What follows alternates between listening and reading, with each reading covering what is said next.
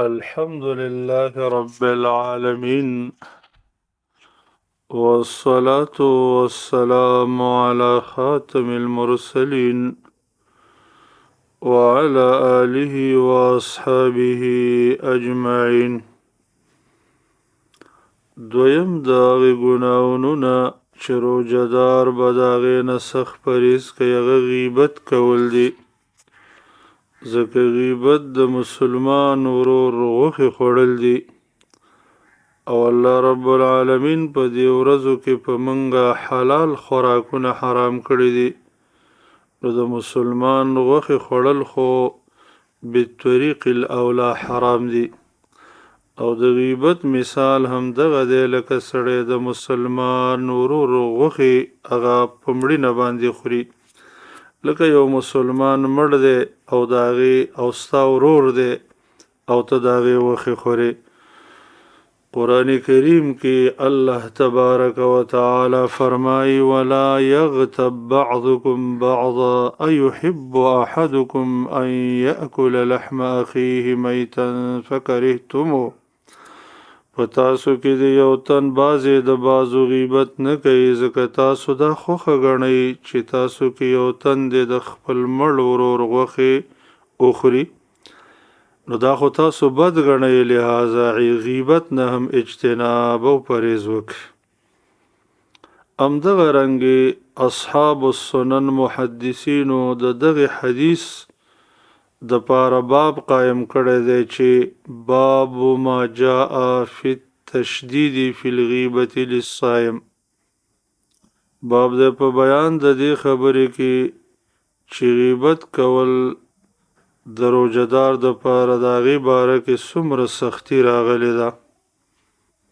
او بیا دا حدیث راوړی دی چې د الله نبی فرمایي من لم یدع قول الزور والعمل به فليس لله حاجة في أن يدع طعامه وشرابه.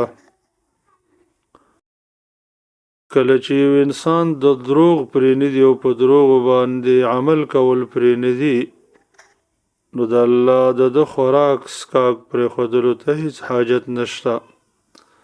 د محدثینو د دې باب مطلب دا دی چې په قول الزور کې دا غیبت هم داخل دی، نو گویا که د حدیث مطلب دا دی چې څوک غیبت پرې نه دي الله د خوراک او سکاک پرېښودو ته هیڅ حاجت نه لري.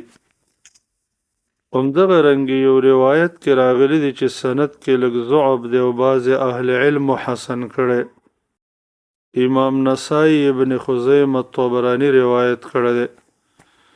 ابو هریره رضی الله تعالی عنه فرمایي چې رسول الله صلی الله علیه وسلم فرمایلی دی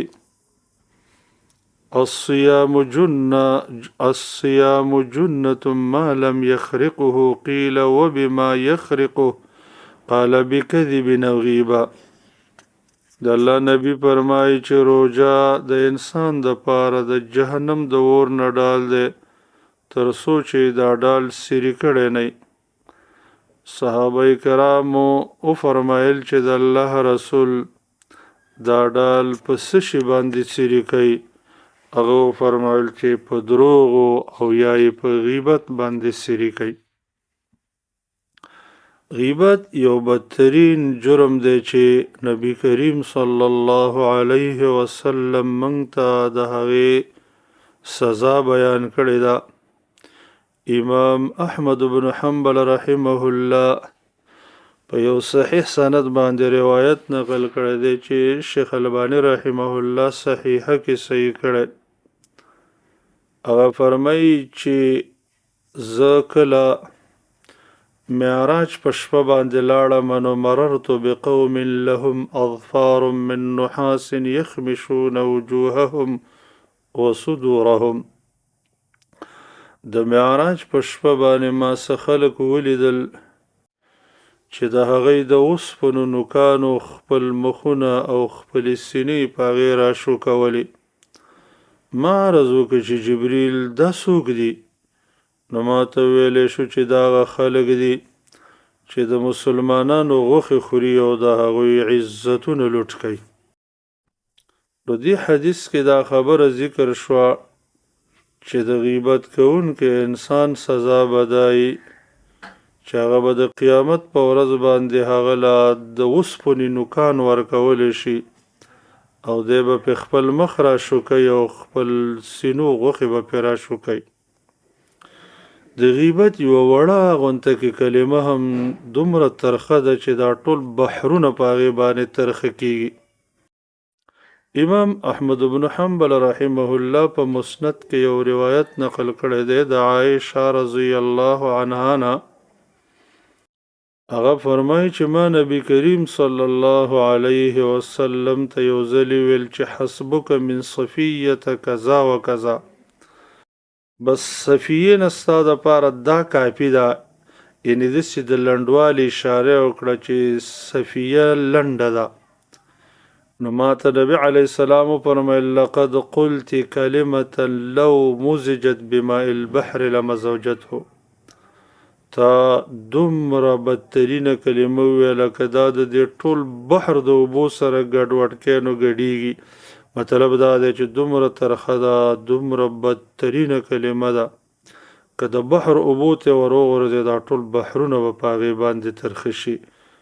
او داسې بدترین جرم باندې منګه ډېر په جرأت ورځو. الله دې منګه او تاسو د دې بدترینو ګناهونو نه محفوظ کړي او الله دې د نیکو اعمالو توفیق راکړي.